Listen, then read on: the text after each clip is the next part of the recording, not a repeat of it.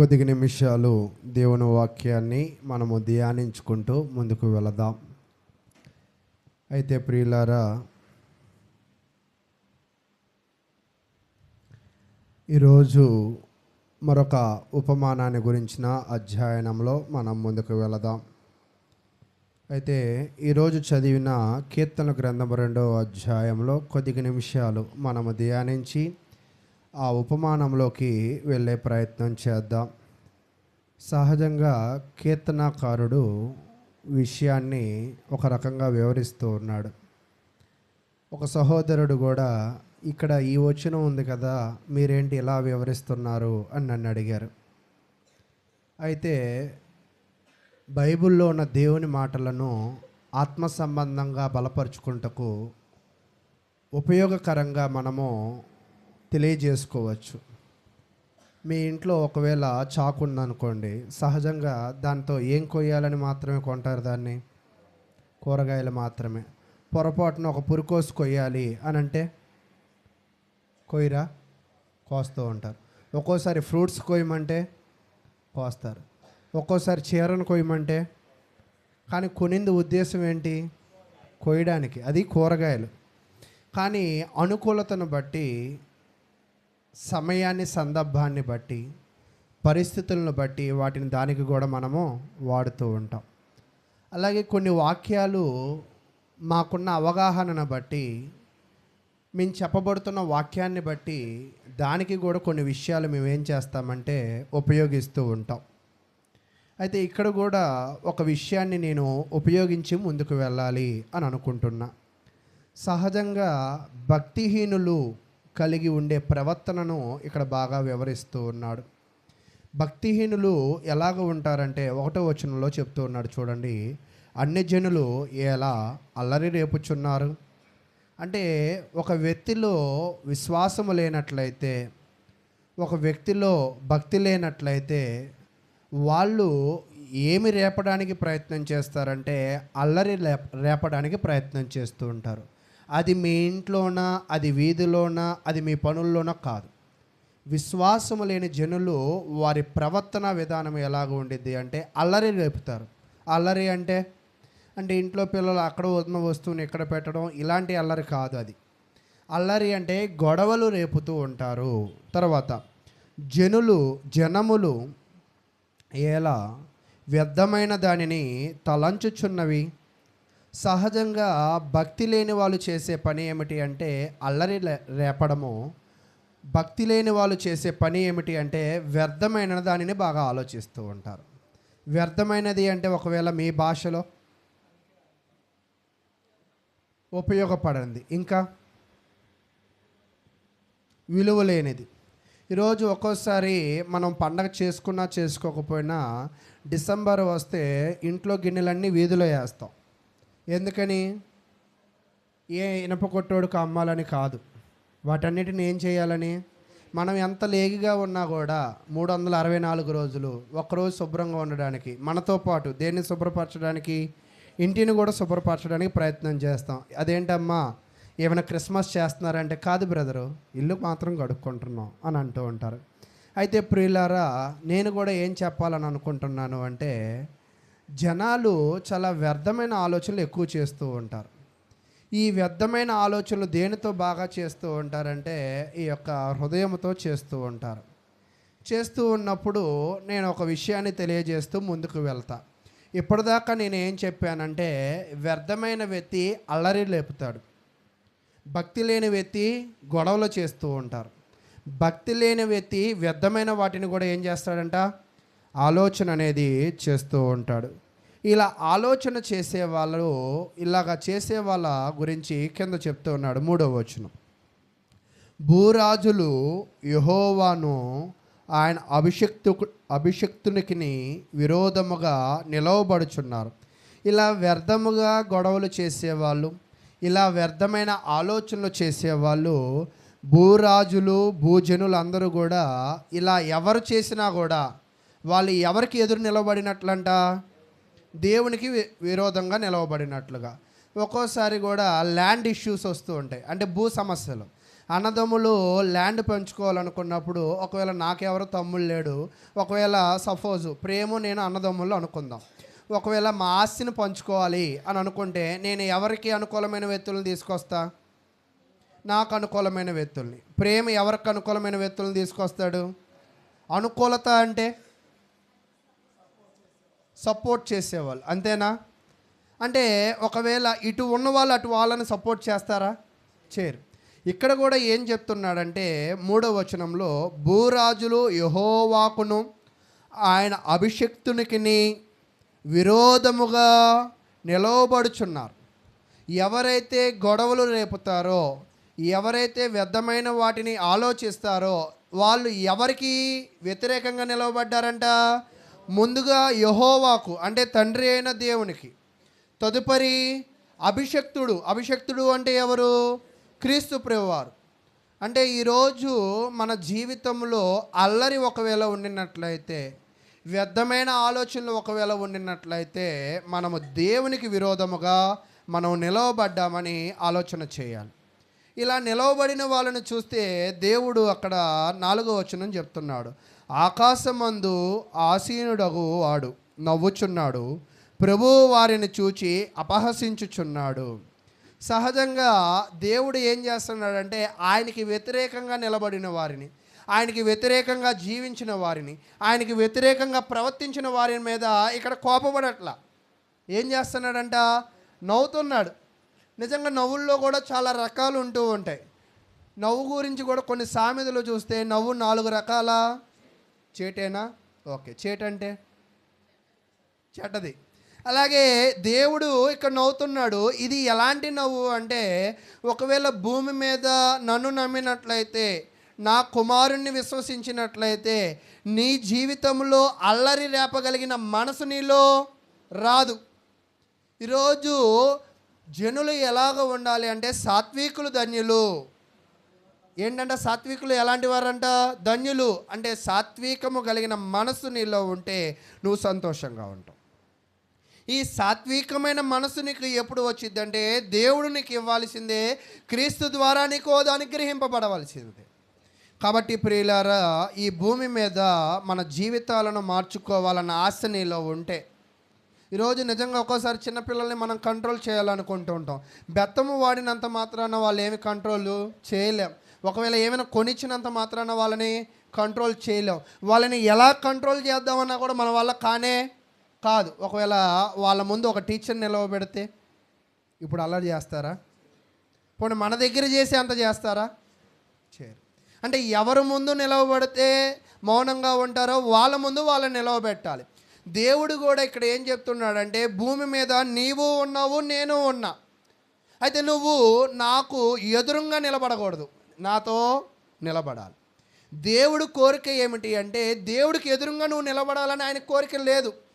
దేవుడికి ఎదురుగా నిలబడడం అంటే శత్రువుగా, అల్లరి చేసే వ్యక్తిగా, లేదా వ్యర్థమైన వాటిని ఆలోచించే వ్యక్తిగా నువ్వు నా ముందు నిలవబడవద్దు అని తెలియజేస్తూ ఉన్నాడు. అయితే ప్రియులారా, ఈరోజు చెప్పబోయే ఉపమానం ఏమిటి అనే దానిలోకి మనం ముందుకు వెళదాం.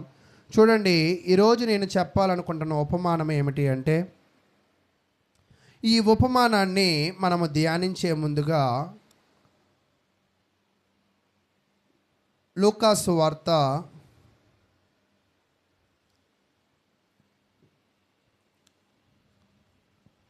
15వ అధ్యాయము. లూకాసు వార్త 15వ అధ్యాయం. ఇప్పటిదాకా మనము ఎలాంటి ఉపమానాలను చూసాము అంటే, ఇప్పటిదాకా రాజ్యము విలువైనది, రాజ్యము నిన్ను పిలుస్తుంది కానీ రాజ్యవారసుడుగా నువ్వు రావడం లేదు. కానీ ఈ ఉపమానములో ఏమిటి అంటే, ఈ ఉపమానము యొక్క సారాంశంలో మనము 3 రకాల, ఈ అధ్యాయంలో 3 వస్తువులు తప్పిపోతాయి. ఈ 3 వస్తువులలో ఒకదాని గురించి మనము నేర్చుకుందాం. ఏమిటి అంటే, ఈరోజు పాఠము పేరు తప్పిపోయిన నా గొర్రె. అంటే ఇప్పుడు తప్పిపోయింది ఏమిటి అంట? ఒక గొర్రె తప్పిపోయింది. అంటే ఈరోజు మనము నేర్చుకునే వాక్యం ఏమిటి అంటే, తప్పిపోయిన దానిని దేవుడు రక్షించే ప్రయత్నం చేశాడు, లేదా నశించిన వారిని, రక్షించాలని తండ్రి కోరిక చాలా ఉన్నది అని ఆయన కోరికను వ్యక్తపరుస్తూ ఉన్నాడు. అది ఈరోజు మనము ఈ ఉపమానంలో మనము నేర్చుకునే విషయాలను కొంచెం ముందుకు వెళదాం. ఈరోజు ఈ ఉపమానంలో మనం ఏమి నేర్చుకోగలము అంటే, నశించిపోతున్నవారు అంటే అల్లర్లు చేస్తున్నవారు, తర్వాత వ్యర్థమైన వాటిని ఆలోచిస్తున్న వారిని దేవుడు అలా వదిలేయాలని ఆయన అనుకోవట్ల.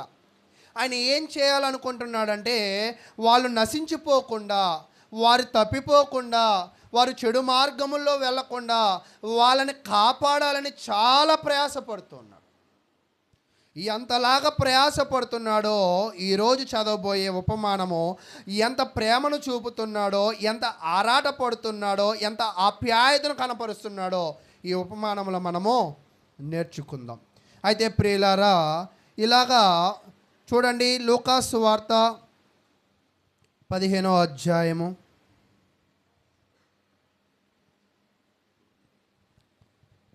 లూకాసు వార్త 15వ అధ్యాయంలో ఉన్న ఈ లేఖన భాగాన్ని మనం చదువుకుందాం. పోయిన వారము లేఖన భాగము కూడా లూకాసు వార్తలోనే మనం చదువుకున్నాం. లూకాసు వార్త 15వ అధ్యాయం 1వ వచనం. ఒకప్పుడు సమస్తమైన సుంకరులను పాపులను ఆయన బోధ వినుటకు ఆయన దగ్గరకు వచ్చుచుండగా. అంటే ఇక్కడ మీరు గమనించినప్పుడు యేసుక్రీస్తు ప్రభువారి యొక్క వాక్యమును వినడానికి చాలామంది వస్తూ ఉన్నారు. ఎందుకు వస్తున్నారు అంటే, ఆయన బోధ ఒకవేళ నేను వినకపోతే ఆయనకు శత్రువుగా, ఆయనకు ప్రత్యర్థిగా నిలవబడే అవకాశము ఉంది. ఒకవేళ నేను ఆయన బోధ వినకపోతే ఆయనను ధిక్కరించిన వాడిని అవుతాను. నేను ఆయన బోధన వినకపోతే దేవునిని నిరాకరించిన వాడిని అవుతాను. అంటే బోధ వినకపోతే ఇన్ని జరుగుతాయి అంటే, అవును, ఇన్ని జరుగుతాయి. ఒక్కోసారి మనకేమనిపిస్తుంది అంటే, మీరు ఎప్పుడైనా వేరే ఊర్లు వెళ్ళినప్పుడు అడ్రస్లు అడుగుతూ వెళ్తాం. మరి ముఖ్యంగా నేనేం చేస్తానంటే, ఫస్ట్ ఒకళ్ళని అడుగుతా, వాళ్ళని అడిగినా కూడా ఇంకొకరిని కూడా అడుగుతా. ఏ వెరిబాగులోలం అంటే వెరిబాగులోలం కాదు. ఒక్కోసారి కొంతమంది తిక్కల వ్యవహారం ఎలా చేస్తారంటే, దారి ఇటు వెళ్ళొచ్చు అంటే వెళ్ళొచ్చు బ్రదర్ అంటారు. అంటే ఏమడిగినా కూడా వాళ్ళకి అర్థం కాదు, వెళ్ళొచ్చు అంటే వెళ్ళొచ్చు అంటారు. కాబట్టి మనము సరైన మార్గంలోకి వెళ్ళాలంటే 1-2 సార్లు మనం ఏం చేయాలి, నిర్ధారణ చేసుకోవాలి. మనం కూడా మొన్న భోజనాల క్యాటరింగ్ ఆయనకి ఫోన్ చేసి మళ్ళీ మంగళవారం ప్రార్థన పెడుతున్నామంటే విని పెట్టేసి, ప్రార్థన పెడుతున్నారా మళ్ళా అడ్వాన్స్ కొట్టండి అన్నాడు. దీనిని బట్టి మనకి ఏం అర్థం కావాలి, మరలా నిర్ధారించుకోవడం. అంటే దారిలో వెళ్ళేవాడు నిర్ధారించుకుంటున్నాడు, భోజనాలు వ్యాపారం చేసేవాళ్ళు నిర్ధారించుకుంటున్నారు. ఈరోజు మనము కూడా ఏమి నిర్ధారించుకోవాలంటే, వాక్యమును వినకపోతే మనం తప్పుడు దారిలోకి వెళ్ళిపోతాం. ఈరోజు ఎవరైతే దేవుని వాక్యమును వినడానికి సమయాన్ని ఇవ్వరో, ఎవరైతే దేవుని వాక్యాన్ని గ్రహించలేని వారిగా ఉన్నారో, వాళ్ళు ఖచ్చితంగా వాళ్ళ 100% ఏమైపోతారంటే తప్పుడు దారిలోకి పోతారు. అంటే ఒక వ్యక్తి తప్పుడు దారిలోకి వెళ్ళకూడదు అంటే, ఒక వ్యక్తి తన జీవితంలో సరైన మార్గంలో జీవించాలి అంటే, ఒక వ్యక్తి దేవునితో సహానుకూలముగా ఉండాలి అంటే అతను ఖచ్చితంగా ఏం వినాలంట, దేవుని యొక్క వాక్యమును వినవలసిన వారే ఉన్నాడని దేవుని వాక్యం అయితే తెలియజేస్తుంది. అయితే ఈ వాక్యాన్ని వినడానికి వచ్చిన వాళ్ళు ఎవరు? అక్కడ చెప్తున్నాడు, ఒకప్పుడు, ఎప్పుడంట, ఒకప్పుడు సమస్తమైన సుంకరులను పాపులను ఆయన బోధ వినుటకు ఆయన దగ్గరకు వచ్చుచుండగా. అంటే యేసుక్రీస్తు దగ్గరికి తినడానికి వచ్చిన వాళ్ళను చూసాం, తర్వాత యేసుక్రీస్తు దగ్గరికి రోగాలను స్వస్థపరచడానికి వచ్చిన వాళ్ళను చూసాం, యేసుక్రీస్తు దగ్గరికి నా పొరుగు వారిని స్వస్థపరచు అని అధికారులు రావడం చూసాం. కానీ ఇక్కడ విశేషమైన విషయం ఏంటంటే, వాక్యం వినడానికి ఒక బృందం వచ్చారు. ఈ బృందము ఏ జాతి వారంట? సుంకర్లు.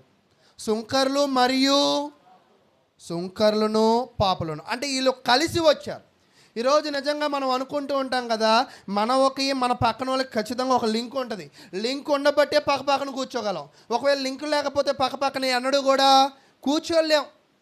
మనం అనుకోవాలి, ఎప్పుడో ఒకసారి అంటే ఏదో పక్కన కూర్చుంటాం, కానీ అనుదినము పక్కన కూర్చుంటున్నామంటే ఆ లింక్ మనకి ఏమైనట్టు, కుదిరింది.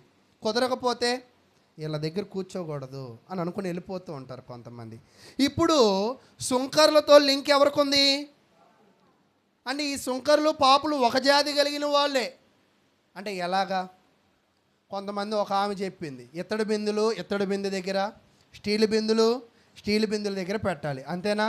అలాగే ఈ పాపులు సుంకర్లు కలిసి ఉన్నారంటే వీళ్ళు ఉద్దేశాలు ఒకటిగా ఉన్నాయా, వేరువేరుగా ఉన్నాయా? ఒకటిగా ఉన్నాయి. దేనిలో ఒకటిగా ఉన్నాయి అంటే బోధ వినే విషయంలో ఒకటిగా ఉన్నాయి. ఒకటిగా ఉన్నాయి కాబట్టి కలిసి వచ్చారు. ఒకవేళ ఒకటిగా లేకపోతే, అయితే వీళ్ళు గతంలో వీళ్ళ పరిస్థితి ఎలాగ ఉండేవి అంటే వీళ్ళు చాలా పాపాత్ములు. వీళ్ళని ఎందుకు పాపాత్ములు అన్నారు అంటే, కొంతమంది అంటాం అన్యాయమైన వడ్డీ 10 రూపాయలు తీసుకుంటున్నారు, కాలమని తిప్పుతున్నారని. సుంకర్లకు కూడా, సుంకరి అంటే ఏమిటి అంటే పన్నులు వసూలు చేసే వ్యక్తి. రూపాయి వసూలు చేయమంటే సుంకర్లు ఏం చేసేవాళ్ళంటే అధికంగా వసూలు చేసేవాళ్ళు. దానిని బట్టి వాళ్ళు ఏమయ్యారంటే పాపులయ్యారు. కాబట్టి సుంకర్లను, పాపులు అంటే వీళ్ళు ఒకవేళ దొంగతనం చేయొచ్చు, అబద్ధం ఆడవచ్చు, దేవునికి దూరంగా ఉండడం కూడా పాపమే. కాబట్టి వీళ్ళిద్దరూ కలిసి ఏం చేశారంటే వాక్యం వినడానికి వచ్చారు. అంటే ఇప్పుడు వీళ్ళు మారారా, మారలేదనా? మారారు. అంటే వినడానికి వచ్చిన తర్వాత అక్కడ చెప్తున్నాడు, ఆయన బోధ వినుటకు ఆయన దగ్గరకు వచ్చుచుండగా అని తెలియజేస్తున్నాడు. అంటే యేసుక్రీస్తు బోధ యొక్క వినాలి అని అనుకున్నా. కానీ సుంకర్లో పాపుల్లో ఒక ప్రత్యేకమైన ఒక గుణం ఉంది. చాలామంది నేను మంచోడిని చాలా చెడ్డగా నడుచుకుంటారు. కానీ సుంకర్లు, పాపులు మేము చెడ్డోళ్ళమే అంటూ ఎవరు వాక్యం విన్నారు? కానీ పరిసయ్యులు ఎలాంటి వాళ్ళు అంటే మంచోళ్ళు అనే ముసుగులో పాపాలు చేస్తున్నారు. సుంకర్లు, పాపులు చెడ్డోళ్ళు అనే ముసుగులో దేవుని వాక్యాన్ని వింటూ ఉన్నారు. ఈరోజు క్రైస్తవులం అని మనం చెప్పుకుంటూ ఉన్నాము. క్రైస్తవులుగా వాక్యాన్ని మనం వింటున్నామా? లేదా క్రైస్తవులుగా మనము దేవుని గ్రంథాన్ని మనం చదువుతున్నామా?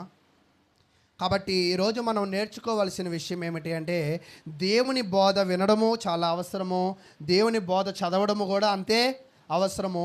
ఈ రెండు మనల్ని ఏమి చేస్తాయంటే సరైన మార్గంలో నిలవబెడతాయి. అయితే ఇక్కడ ఒక పార్ట్ ఇలా జరుగుతుంది, ఒక పక్కన ఇలా జరుగుతూ ఉంటే ఈ పనిని చూసి ఒకరు కుళ్ళిపోతున్నారు, ఇది చూసి ఒకరు అసూయపడుతున్నారు, ఇది చూసి కొంతమంది ఈర్ష్యపడుతూ ఉన్నారు. నిజంగా అంటూ ఉంటాం, శత్రువులు ఎక్కడో ఉండరు, మన కొంపలోనే ఉంటారు. మన కొంపలోనే కాదు, మనతోనే పుడతారు, మనతో పుట్టడమే కాదు, మనతోనే జీవిస్తూ ఉంటారు. అలాగే సుంకర్లు, పాపులు ఒక బృందం. వీళ్ళు పాపులే కానీ పాపాత్ములను ఒప్పుకున్న గుంపు. ఇంకొక గుంపు ఏంటంటే నీతిమంతులను చెప్పుకుంటున్న పాపులు. అయితే వీళ్ళు ఏంటంటే వీళ్ళు అసూయ పడుతున్నారు. మేము ఆయన దగ్గరికి వెళ్ళలేదు కదా, మేము ఆయన బోధ వినలేదు కదా, మేము ఆయనకు దూరంగా ఉన్నాం కదా, వీళ్ళు కూడా ఎలా ఉండాలి? దూరంగా ఉండాలి. ఈ అసూయని ఎవరి మీద వ్యక్తపరుస్తున్నారు అంటే 2వ వచనం, పరిసయ్యులను శాస్త్రులను అది చూచి. ఎవరంట? ఇప్పుడు ఇక్కడ రెండు బృందాలు ఉన్నాయి. ఎవరంట అంటే ఇప్పుడు మీకు అర్థమవుతుందా? సుంకర్లు, పాపులు ఒక బృందము, పరిసయ్యులు, శాస్త్రులు ఒక బృందము. అయితే అది చూచి, ఏది చూచి? వాక్యం వినడం. ఒక్కోసారి చర్చికి వచ్చే వాళ్ళని చూసి ఏడ్చే వాళ్ళు కూడా ఉంటారు. ఏంటండి రోజు వచ్చేస్తున్నారు, వీళ్ళు కలిసి తిరుగుతున్నారని ఏడ్చే వాళ్ళు కూడా ఉంటారు. అయితే ఇక్కడ జరుగుతున్నప్పుడు అక్కడ చూద్దాం, ఇతడు పాపులను చేర్చుకుని వారితో కూడా భోజనము చేయుచున్నాడని చాలా, ఎంత అంటండి? చాలా అంటే పోనీ ఇంకా చాలా అంటే ఎంత లాగినా కూడా చాలా అంటే చాలానే, అంతేనా? అంటే వీళ్ళు ఎంతలాగా సనుగుతున్నారు అంటే, వీళ్ళు ఎంతలా అసూయ పడుతున్నారంటే, ఎంతలా గొనుక్కుంటున్నారు అంటే చాలా లేఖనాలు నేను రాశాను, కానీ చెప్పడానికి అంత సమయం అయితే లేదు. కానీ వీళ్ళు ఎంత జలసీ పర్సన్స్. నిజంగా జనాలలో చాలా జలసీ ఎక్కువ. ఎంతలా జలసీ పడతారంటే మనకన్నా ఎక్కువ డబ్బులు వస్తే ఓర్చుకోలేరు, మనకన్నా ఎక్కువ జీతాలు వస్తే ఓర్చుకోలేరు, మనకన్నా ఒకళ్ళు బాగుంటే అస్సలు ఓర్చుకోలేరు. అసలు వాళ్ళతో నీకేంటి పొత్తు? వినేవాడు వింటున్నాడు. వాళ్ళతో ఎక్కడ పోటీ పడుతున్నారు? దొంగతనంలో పోటీ పడుతున్నారా? దేనిలో పోటీ పడుతున్నారు? దేవుని వాక్యం వినే విషయం. ఈరోజు నిజంగా దేనిలో పోటీ పడాలో అది మనకు అర్థం కాదు. దేనిలో పోటీ పడకూడదో దానిలో బాగానే పోటీ పడతాం. అయితే వీళ్ళ బాధ అంతా కూడా ఎవరి మీద వ్యక్తపరుస్తున్నారంటే సుంకర్ని, పాపుల్ని ఏమనలేక, ఏంటి ఇతను యూదుడేనా? ఎవరు? ఇశ్రాయేలు ప్రజల యేసుక్రీస్తు ప్రభువారు యూదుడేనా? యూదులు ఎవరితో మాట్లాడకూడదు? సుంకర్లతో మాట్లాడకూడదు, పాపులతో మాట్లాడకూడదు, వాళ్ళతో సాంగత్యం కూడా చేయకూడదు. కానీ ఈయన ఏం చేస్తున్నాడు? వాళ్ళతోనే మాట్లాడుతున్నాడు, వాళ్ళకి వాక్యాన్ని ప్రకటిస్తున్నాడు. దీనిని చూస్తే మీకు ఏమైనా అర్థమవుతుందా? గత ఉపమానాలు ఆలోచన చేసి చెప్పగలరా? ఇక్కడ మీరు గమనించండి, యేసుక్రీస్తు ఒక విందు భోజనం పెట్టాడు. విందుకు అర్హులు ఎవరంటే పరిసయ్యులు, శాస్త్రులు. వీళ్ళు రాలా. వచ్చిన వాళ్ళని చూసి వీళ్ళు ఏమైపోతున్నారు? అసూయపడుతున్నారు. అయితే ఇప్పుడు యేసుక్రీస్తు ప్రభువారు వీళ్ళతో విందు చేస్తున్నాడు, వీళ్ళకి వాక్యం ప్రకటిస్తున్నాడు, వీళ్ళతో సహవాసం చేస్తున్నాడు.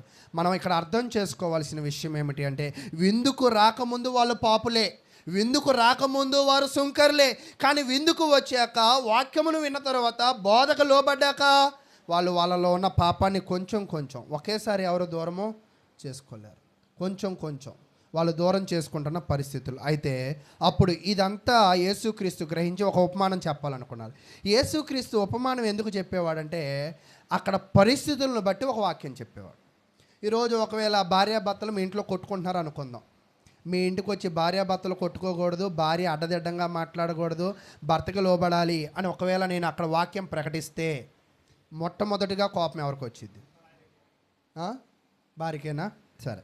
మరొక రకంగా, భర్తగా నువ్వు తాగకూడదు, నువ్వు తిరగకూడదు, కుటుంబ బాధ్యతలు నెత్తి మీద వేసుకోవాలి అంటే మొట్టమొదటిగా ఆనందపడేది ఎవరు? అదేంటి, భర్త కాదా? ఇప్పుడు భర్త కాదు. అంటే ఇక్కడ ఒక్కోసారి మనం చెప్తున్న కొన్ని విషయాలు ఒకళ్ళని ఆనంద పెడతాయి, ఒకళ్ళని బాధ పెడతాయి. ఎవరు బాధింపబడతారంట? దానికి వ్యతిరేకంగా ఉన్నవాళ్ళు. అలాగే ఇక్కడ వాక్యానికి వ్యతిరేకంగా ఉన్న పరిసయ్యులు, శాస్త్రులు ఎప్పుడు వీళ్ళు ఏడుపు కొట్టోళ్ళే. వీళ్ళ ముఖం ఎప్పుడు ఏడుస్తూనే ఉంటుంది. వెలగల వస్త్రాలు వేసుకుంటారు, విలువగల వస్త్రాలు వేసుకుంటారు, కానీ వాళ్ళ ముఖంలో ఏం లేదంట, సంతోషం లేదు, సమాధానం లేదు, సనుగుడు గొనుగుడే. నిజంగా సంఘాల్లో, కుటుంబాల్లో కూడా ఇలా సనిగి గొనిగే వాళ్ళు ఒకళ్ళు ఉంటారు. వాళ్ళని చూసి మనం బుర్ర పీక్కోకూడదు. ఖచ్చితంగా ఉంటారు. లేరు అనడానికి ఒక్కోసారి సేవకుడే సనుగు గొనిగేవాడు కూడా ఉండొచ్చు, అలా నేను చెప్పను. కాబట్టి ఖచ్చితంగా ప్రతి కుటుంబంలో, ప్రతి సమాజంలో ఉంటారు. వీళ్ళకి అర్థం కావడానికి యేసుక్రీస్తు ప్రభువారు ఏం చెప్పారంటే ఒక పాఠం చెప్పాలనుకున్నారు. ఏంటి ఆ పాఠం అంటే, తప్పిపోయిన నా గొర్రె. ఎవరంటండి? తప్పిపోయిన నా గొర్రె. సరే చూడండి, ఏమి ఉపమానం చెప్పాలనుకుంటున్నాడు, ఏమి చెప్పి వీళ్ళకి అర్థమయ్యేటట్టు చేయాలనుకుంటున్నాడు. ఇప్పుడు మీరు గమనించండి, ఒకవేళ 90-40లో ఏదైనా వార్తలు వినాలంటే మీరు ఎలా వినేవాళ్ళు? రేడియో. ఓకే. తదుపరి ఏమొచ్చాయి? టీవీలు. Highlight points. రేడియో, తర్వాత జనరేషన్ టీవీ, తరువాత జనరేషన్ ఫోన్స్, తరువాత జనరేషన్. ఇప్పుడు ఎవరైనా ఇంట్లో రేడియోలు ఉన్నాయా? అలా పాటలు ఎవరైనా వింటున్నారా? ఎందుకు వినట్లా? ఆ రేడియోలో పాట పాడినా నిద్రపోతారు, ఈ టీవీలో పాట పాడినా నిద్రపోతారు, ఈ ల్యాప్టాప్లో పాటకైనా నిద్రపోతారు, అనిల్ ప్రసంగం చేసినా నిద్రపోతారు. నిద్ర ఎప్పుడు కామన్, ఓకేనా? కానీ రేడియోలో కేవలం వినగలం, అంతేనా? టీవీలో కేవలం ఇంట్లోనే, కేవలం రేడియోలో వినగలం, టీవీలో కేవలం ఇంట్లోనే చూడగలం, ఫోన్లో కేవలము చిన్నగా మాత్రమే చూడగలం, ల్యాప్టాప్లో ఎక్కడ పడితే అక్కడ వినగలం, ఎక్కడ పడితే అక్కడ చూడగలం. ఇప్పుడు నువ్వు దగ్గర డబ్బులు ఉండి దానిని ఆపరేట్ చేయడం నీకు వస్తే ఏది ఎన్నుకుంటావు నువ్వు? ల్యాప్టాప్. అలాగే యేసుక్రీస్తు ప్రభువారు కూడా అక్కడ ఉన్న ప్రజలకు అర్థవంతంగా రేడియోని ఎన్నుకోలా, టీవీని ఎన్నుకోలా, మొబైల్ని ఎన్నుకోలా, ల్యాప్టాప్ లాగా అందరికీ అర్థవంతంగా ఏమి ఎన్నుకున్నాడంటే ఒక ఉపమానం ఎన్నుకున్నాడు. ఉపమానము అంటే ఏంటంటే జనులకు అర్థమయ్యే విధముగా బోధించడాన్నే ఉపమానం అన్నారు, ఓకేనా? ఈ ఉపమానములో ఈయన ఈరోజు ఎన్నుకునేది దేనినో చూద్దాం. 4వ వచనం. మీలో ఏ మనిషికైనను 100 గొర్రెలు కలిగి ఉండగా, అంటే ఇప్పుడు ఈ ఉపమానంలో ఆయన దేనిని ఎంచుకున్నాడు? గొర్రెల్ని ఎంచుకున్నారు. మీరు యూదుల చరిత్ర చూసినట్లయితే గొర్రెల పెంపకాలు ఎక్కువ. అసలు వారిని గొర్రెల జాతి అంటారు. హెబ్రీలు అంటే ఎవరు? గొర్రెలు మేపేవాళ్ళు. వాళ్ళు రొట్టెలు, గోధుమలు పండించేవాళ్ళు సహజంగా. అంటే ఇప్పుడు గొర్రెల గురించే ఎందుకు చెప్తున్నాడంటే, ఈ పరిసయ్యులు శాస్త్రులకి అర్థం కావాలంటే, అది కూడా చాలా చక్కగా అర్థం కావాలంటే ఈ గొర్రెల గురించే బాగా చెప్పాలి అని చెప్తూ ఉన్నాడు. చెప్తూ ఉన్నప్పుడు ఒక వ్యక్తికి ఎన్ని గొర్రెలు ఉన్నాయంట? 100 గొర్రెలు ఉన్నాయి. ఓకే. ఈ 100 గొర్రెలు కలిగి ఉండగా వాటిలో ఒకటి తప్పిపోయిన ఎడల అతడు వాటిలో ఎన్ని తప్పిపోయాయంట? ఒకటి తప్పిపోయింది. ఇప్పుడు ఆ ఒకటి ఏమనుకునిద్దో చెప్పనా? 99 తప్పిపోయాయి అనుకుంటుంది. సహజంగా తప్పిపోయింది ఎవరు? ఒకటి. కానీ ఈ ఒకటి అంత మేధావి ఏమనుకుంటుందో తెలుసా? ఏమని? 99 తప్పిపోయింది, ఆ తిక్కలోడు ఏం చేస్తున్నాడు, కాయాలి కదా అని అనుకుంటూ ఉంటుంది. అతి జ్ఞానం. నిజంగా ఈ అతి జ్ఞానంతో ఇది తప్పిపోయింది. ఇది తప్పిపోయి ఎక్కడో సుఖంగానే ఉంది, ఎక్కడో ఆనందంగానే ఉంది, ఎక్కడో ఏదో మేత మేస్తూనే ఉంది. కానీ ఈ కాసే కాపరి ఉన్నాడు కదా, ఈ కాపరి ఏం చేశాడంటే ఆ 99టిని ఒక పక్కన పెట్టాడు. 99టిని పక్కన పెట్టి దేనికోసం పరిగెత్తాడంట? తప్పిపోయిన దానికోసము పరిగెత్తాడు. ఎక్కడ పరిగెత్తాడు అనేది బాగా మనం అండర్లైన్ చేయాలి. చూడండి, అతడు 99టిని అడవిలో విడిచిపెట్టి, ఎక్కడ విడిచిపెట్టాడంట? ఒకటి అడవిలో విడిచిపెట్టి తప్పిపోయినది దొరుకు వరకు దానిని వెదక వెళ్ళాడు. అంటే 99టిని ఎక్కడ విడిచిపెట్టాడు? అడవిలోనే విడిచిపెట్టాడు. ఎదకాలి అనుకున్నది ఎంతమందిని? దాన్ని కూడా ఎక్కడ వెతుకుతున్నాడు? మీరు బాగా, నేను ఒక చిన్న పజిల్ వేస్తూ ఉంటా అప్పుడప్పుడు, మీరు ఆలోచన చేయండి. ఒక వ్యక్తి తన గొర్రెలను అడవిలో ఒక దగ్గర నుంచి కాపాడుకుంటున్నాడు. అతను ఎవరో మీరు చెప్పగలరా? ప్రశ్న మరలా అడగనా? ఒక వ్యక్తి తన దగ్గర ఉన్న గొర్రెలను కాపాడుకుంటున్నాడు అడవిలోనే. దేని నుంచి కాపాడుకుంటున్నాడు? దావీదు దేని నుంచి కాపాడుకుంటున్నాడు? సింహాల నుంచి. అంటే అడవిలో ఏ భయం ఉంది? సింహాల భయం. సింహాల భయం ఎవరికి ఉంది? నన్ను తినేసిద్దని భయపడుతున్నాడా? మరి ఎవరిని తినేసిద్దని భయపడుతున్నాడు? గొర్రెలను తింటే ఏమైద్ది? మరి గొర్రెల్ని ఇచ్చింది ఎందుకు? సింహం తినడానికే ఇచ్చాడు గొర్రెల్ని. మరి సింహం ఏం తినిద్ది? ఆకులు తినిద్దా? అలమలు తినిద్దా? మరి ఏం తినిద్ది? మాంసమే తినిద్ది. ఏ మాంసం బాగా ఇష్టంగా తినిద్ది? పోనీ గొర్రెలనే తినిద్దా? ఈరోజు గొర్రె కథ కాబట్టి గొర్రెలను అంటారు, అలా కాదా? సరే, మనుషులు ఏది ఇష్టంగా తింటారు? చికెన్, ఇంకా మటన్, ఇంకా అసలు మనిషి ఎంత విచిత్రమైన జంతువు అంటే, జంతువు అయితే ఒకటే ఇష్టంగా తినిద్ది, మనిషి అయితే అన్నీ ఇష్టంగానే తింటాడు. నిజమేంటంటే అంతేనా? అయితే మనిషిలో దేవుడు ఒక విశేషమైన పరిస్థితి ఎలాగిచ్చాడంటే అన్నిటినీ ఇష్టపడతాడు, అన్నిటినీ కూడా అసహించుకుంటాడు. మనిషికి దేవుడు ఒక స్వాతంత్రాన్ని ఇచ్చాడు. ఇష్టపడే స్వాతంత్రాన్ని ఇచ్చాడు, తర్వాత అసహించుకునే స్వాతంత్రాన్ని కూడా దేవుడు అతనికి ఇచ్చినట్లుగా మనం చూస్తున్నాం. అయితే ప్రియులారా, ఇక్కడ గొర్రెల కాపరి కూడా అతని దగ్గర ఉన్న 100 గొర్రెలలో వాటిలో ఉన్న 99ని ఒక పక్కన దాచాడు. ఒక రకంగా అక్కడ పక్కన అడవిలో పెట్టాడు. అడవిలో పెడుతూ ఎందుకు భయపడలేదో మీరేమైనా గ్రహించి చెప్పగలరా? 99 ఒక్కదానికోసం అడవిలో పోయాడు. మరి దావీదుకు ఉన్న భయము ఈ గొర్రెల కాపరికి ఎందుకు లేదు? ఎందుకు ఈ గొర్రెల కాపరి భయపడకుండా తప్పిపోయిన దాని కొరకు వెళ్ళాడు? మీరు చెప్పగలరా? ఆలోచన చేసి చెప్పండి చక్కగా, ఒక నిమిషం టైం తీసుకొని. సింహాల రాని ప్లేస్ ఒకటి, ఇంకా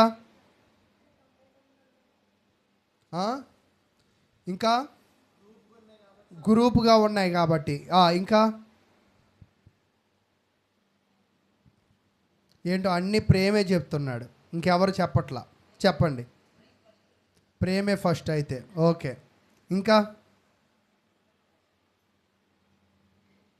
ఎవరు చెప్పట్లేదు? స్త్రీలు చెప్పండి. స్త్రీలు ఇటున్నోళ్ళు చెప్పండి. పోనీ ఇటున్నోళ్ళు చెప్పండి. చెప్పలేకపోతున్నారా? కష్టమైన ప్రశ్న అడిగినట్టున్నాను మిమ్మల్ని. సహజంగా గొర్రెలు కాచేవాడు ఇప్పుడు ఎక్కడ కాస్తున్నాడు? అడవిలో కాస్తున్నాడు. అయితే అడవిలో కూడా కొన్ని రకాలు ఉంటాయి. సింహాలు తిరిగే ప్రాంతాలు కొన్ని ఉంటాయి, సింహాలు తిరగని ప్రాంతాలు కూడా కొన్ని ఉంటాయి. కొన్ని మీరు కూడా వీడియోలో చూస్తున్నప్పుడు తిరుమల దేవస్థానంలో నైట్ పూట ఇదిగో సింహం వెళ్ళింది, ఇదిగో పెద్ద పులి వెళ్ళింది అంటారు. అది ఎప్పుడు మాత్రమే తిరిగిద్ది? నైట్ మాత్రమే తిరిగిద్ది, అంతేనా? అయితే కొన్ని ప్రాంతాల్లోనే తిరిగిద్ది, అన్ని ప్రాంతాల్లో కూడా తిరగదు. సహజంగా ఇక్కడ మనం గమనించినప్పుడు ఈ గొర్రెల కాపరి కూడా ఒకవేళ ఇతను గొర్రెల్ని ఎక్కడ మేపుతున్నాడంటే ఖచ్చితంగా సింహాలు లేని ప్లేస్లో మేపుతున్నాడు. ఒకవేళ సింహాలు ఉండే ప్లేస్లో మేపితే ఇతనికి కూడా చాలా ప్రమాదం ఉండొచ్చు కదా, అది అయి ఉండవచ్చు. రెండవది, సింహాలు ఉన్నా కూడా ఇప్పుడు ఈ 99ని పక్కన పెట్టాడు కదా, ఈ 99 కూడా తప్పిపోయి వెళ్ళిపోవచ్చు కదా. ఒకటి ఎలా వెళ్ళిపోయింది, వెళ్ళిపోయి ఏమనుకుంటుంది, అవి ఎక్కడ తప్పిపోయిందో అనుకుంటుంది కదా. ఈ 99 కూడా ఎటో పారిపోయి తప్పిపోతే అప్పుడు పరిస్థితి ఏంటి? అయితే ఇక్కడ మనం నేర్చుకోవాల్సిన విషయం ఏమిటి అంటే, ఈ 99 వాటిని ఆ కాపరి బాగా నమ్మాడు. ఏమని? ఇవి ఎక్కడికి కూడా వెళ్ళవు. ఈ 99 కూడా ఖచ్చితంగా ఎలాగ ఉంటాయని నమ్మాడు, సురక్షితంగా ఉంటాయని బాగా నమ్మాడు. అయితే ఈరోజు అక్కడ చెప్తున్న కథనము ఈ 99 గురించి కాదు, కానీ వెళ్ళిపోయిన ఆ ఒక్కదాని గురించి ఆయన బాగా చూస్తూ ఉన్నప్పుడు అక్కడ లేఖన భాగాన్ని మరలా మనం చదువుదాం. చూడండి 5వ వచనం. వాటిని వెతకడానికి వెళ్ళినప్పుడు, అయితే ఇతను ఇక్కడ మనము విశేషంగా పరిశీలన చేయవలసిన విషయము, సంఘములో బాగా అర్థం చేసుకోవాల్సిన విషయం ఏమిటి అంటే, ఒక్కోసారి సహజంగా సంఘములో కూడా 100 మందిగా కలిసి ఉన్న బృందంలో, 50 మందిగా కలిసి ఉన్న బృందంలో ఈ 50 మందిలో ఒకరు తప్పిపోవచ్చు అంటే సంఘములో నుంచి వెళ్ళిపోవచ్చు. అది ఏ కారణమైనా అవ్వచ్చు. వెళ్ళిపోయి ఏమంటారంటే అనిల్ వాక్యం నచ్చలేదనొచ్చు. ఒకవేళ నా తిరిగే దగ్గర అనిల్ ఫ్యాన్ పెట్టలేదని చెప్పచ్చు. ఒకవేళ అనిల్ నన్ను పట్టించుకోలేదని చెప్పచ్చు. అయితే అనిల్ అనే కాదు, ఒక సేవకుడు అక్కడ ఎన్నో లోపాలను చెప్పవచ్చు. కానీ ఒక కాపరి ఏమి చేయాలంటే, ఎన్ని లోపాలు చెప్పినా, ఎంతలాగా మేధావి అయిన గొర్రెను ఎతకడానికి ఖచ్చితంగా ఈ యొక్క కాపరి అనేవాడు, సంఘ సేవకుడు ఏం చేయాలంట? వెళ్ళి అతనికి ఉన్న జ్ఞానం ఏం కాదని చెప్పాలి? జ్ఞానం కాదని చెప్పాలి. అతనికి ఉన్న తెలివితేటలు ఏం కాదని చెప్పాలి? తెలివితేటలు కాదని చెప్పాలి. దానిని ఏం చేయాలంటే సరైన మార్గంలోకి తీసుకురావాలి. ఇతను సరైన మార్గంలోకి తీసుకొచ్చేటప్పుడు చాలా విలువైన విషయం అక్కడ మనకు అర్థమవుతుంది. చూడండి 5వ వచనం.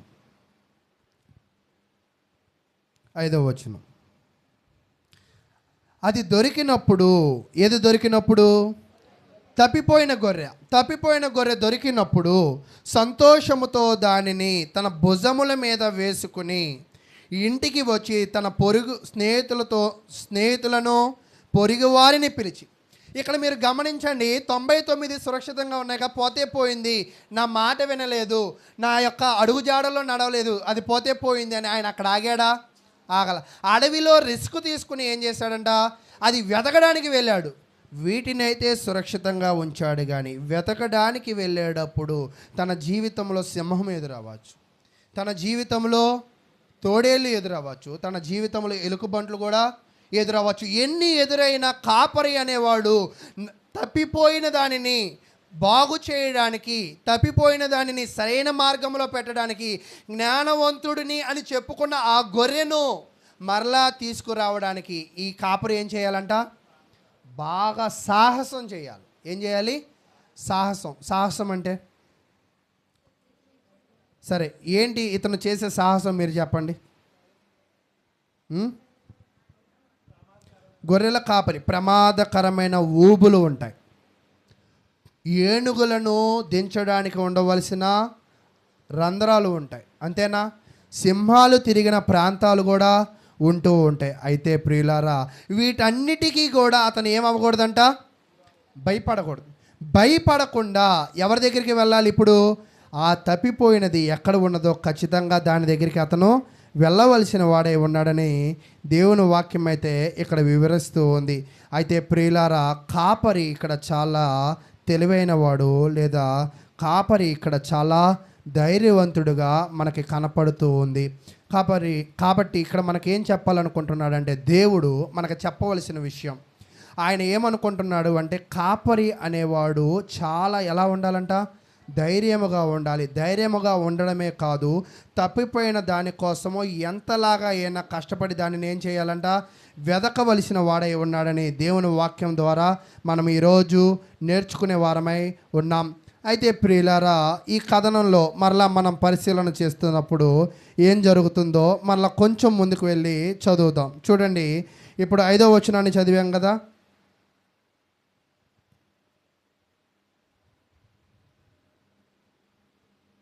ఇదిగోండి, మీకు ఒక బొమ్మ ప్రజెంటేషన్గా చక్కగా మీకు అర్థం కావడం కోసం మీరు ఇట్టే చెప్పేస్తారు నాకు తెలిసి సమాధానం. ఆయన ఎవరు?